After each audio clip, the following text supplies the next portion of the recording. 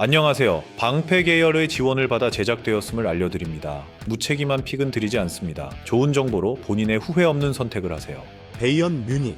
바이언은 김민재의 공백이 상당히 신경 쓰이는 부분일 것인데 다이어를 영입할 것이라는 소문도 많이 있지만 토트넘에서 보여준 폼을 고려한다면 영입의 성공에 이번 경기에서 출전한다고 해도 뎁스 충원 이상의 모습을 보여주는 것은 힘들 가능성이 높다고 할 수 있어요. 하지만 케인이 리그에서만 20개의 골을 넣으며 화력적인 부분에서 이상이 없는 상황이라고 볼 수 있는 부분은 다행이라고 볼 수 있어요. 호펜하임은 상위 전력을 상대로 무득점으로 묶이는 유형은 아니지만 문제는 높은 라인과 이선에 힘을 많이 주는 방식 때문에 생기는 수비적인 문제가 있어요. 때문에 3대2로 승리한 슈투트가르트전을 뺀다면 6위 이상의 상위 순위를 상대로는 전부 패배를 당하는 모습을 보이고 있고 바이언을 상대로도 득점력은 나름대로 기대를 가질 수 있지만 높은 라인과 전방에서의 압박이 풀리는 상황에서는 후방에서 발생하는 수적인 열세가 매우 아쉬운 상황이 될 가능성이 높아 보여요.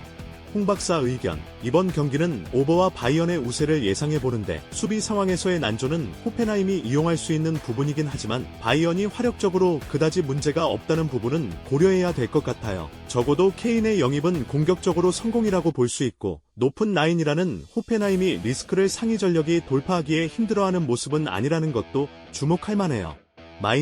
마인츠는 공격력을 올리지 못하게 되면 지난 시즌의 성과를 다시 내기엔 어려울 것으로 예상돼요.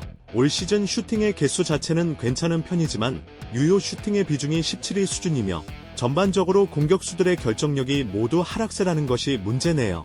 전개나 슈팅 개수가 제법 있다는 것은 마인츠가 상당히 공격적으로 한다는 뜻이기도 한데 골을 넣지 못하기 때문에 되려 상대의 역습에 무너지고 있는 양상이 잦다는 뜻이기도 하겠어요. 볼프스부르크는 원정에서 매우 약한 모습을 가지고 있긴 해요. 그렇지만 강등권인 쾰른과 하이덴하임은 잡아내는 면모를 보여준 바가 있죠. 일단 선수비 후역습 성향으로서 측면을 경유한 공격이 훌륭한 편이에요. 엔츠의 적극성으로 인해 마인츠의 박스 접근을 미연에 방지하는 방향으로 마인츠가 슈팅조차도 만들기 불리하게 하는 식의 운영도 가능해요. 볼프스부르크가 되려 상성에서는 유리한 입장인 것으로까지 보여지네요. 홍박사 의견. 볼프스부르크의 우세를 기대해보는 매치가 될 것 같아요. 일단 선수비 후역습으로 가면 마인츠의 약점을 공략해볼 수 있을 것 같아요. 마인츠가 공격적으로 나가기는 하지만 정작 유효 슈팅을 만들어내는 능력은 부족한 편이며 이 때문에 상대의 역습에 매우 고전하는 모습이 강하죠. 원정에서 볼프스부르크가 너무 약하다는 것을 생각해봤을 때 핸디캡을 씌우는 것도 합리적인 무브가 되겠네요. 아우크스부르크의 난전 성향은 바이언도 꽤나 긴장하도록 만드는 요소라고 볼 수 있어요. 실제로 레버쿠젠을 상대로도 2연승을 기록하는 등 의적 기질이 매우 눈에 띄고 있는 팀이에요. 다만 올 시즌 레버쿠젠과 만나는 것은 처음인 상황인데 지난 시즌에 비해서 레버쿠젠이 역습에만 매달리는 것뿐만 아니라 지공에서도 힘을 발휘할 수 있다는 점은 주목해봐야 할 것 같아요.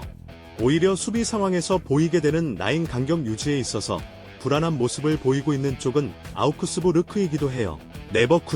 레버쿠젠은 네이션스컵으로 인해 코스누, 탑소바가 빠지게 되었고 보니페이스는 부상을 입었어요. 그렇지만 사비알론 소 감독이 구축한 시스템은 여전히 강력한 힘을 발휘하고 있는 상황이에요. 중앙에서의 패스워크가 정확하고 빠르게 연결되고 있기 때문에 웬만한 이탈은 타격이라고 보기도 어려워요. 애초에 스타니시즈 힌카페시크가 나오는 UL 경기에서도 로테이션 비중이 높음에도 불구하고 웬만한 팀들은 활력으로 잡아버리는 모습이 잦았어요. 홍박사 의견. 아우크스부르크의 의적 기질을 높게 평가한다 하더라도 레버쿠젠이 우세할 것으로 보는 게 맞을 것 같아요. 팀의 시스템 자체가 상당히 좋아진 상태라고 할 수 있겠어요. 지난 시즌 아우크스부르크에게 당했던 것처럼 역습에만 매달려야 하는 상황도 아닐 뿐더러 주력 선수들의 이탈도 로테이션 멤버들에게 꾸준히 기회를 주면서 커버를 할 수 있을 만한 상황이에 아우크스부르크의 난전 유도 능력을 감안해서 오버 정도를 부주력으로 삼으면 어떨까 싶어요. 쾰른은 공격과 수비 모두 올 시즌에는 상당히 통하고 있는 상황은 아니에요. 일단 옵션 자체가 제케를 향한 크로스가 전부라는 점이 공격 효율의 전반적인 하락을 가져오고 있어요. 라인을 양껏 끌어올리고서 공격적으로 이끌어가는 면모는 체력 저하와 뒷공간 노출이라는 요소로 이어지고 있는 상황이에요. 하이덴하임이 상당히 역습으로 재미를 보게 되는 경우가 잦은 편이고 쾰른이 공격이나 수비 모두 하이덴하임에게 먹혀버릴 가능성도 무시하긴 어렵겠어요. 하이덴하임은 상대에게 상대에게 주도권을 내주게 되는 경우가 많기 때문에 기본적인 실점 위험은 높은 상황이라고 볼 수 있어요. 다만 투톱과 측면을 경유한 역습이 기대 득점에 비해 높은 효율을 보이고 있는 것은 확실해요. 게다가 쾰른의 크로스 전술에 필요한 공중볼 경합이라는 면에서 리그 3위를 차지하고 있는 팀이기 때문에 실점의 위험성도 어느 정도는 커버가 될 가능성도 있어요. 홍 박사 의견, 상성에서는 하이덴하임이 유리한 상황이 되겠네요. 역습이라는 면모와 공중볼에서의 강점은 라인을 높이게 되면서 크로스 위주로 공세를 이끌어가는 쾰른을 저격하기에 적합하고 좋은 옵션이에요. 물론 원정에서 하이덴하임이 좋은 편은 아니며 기본적인 실점률이 높다는 것을 감안해 보았을 때 오버로 간다거나 핸디캡을 적용하는 것 또한 괜찮을 것 같아요.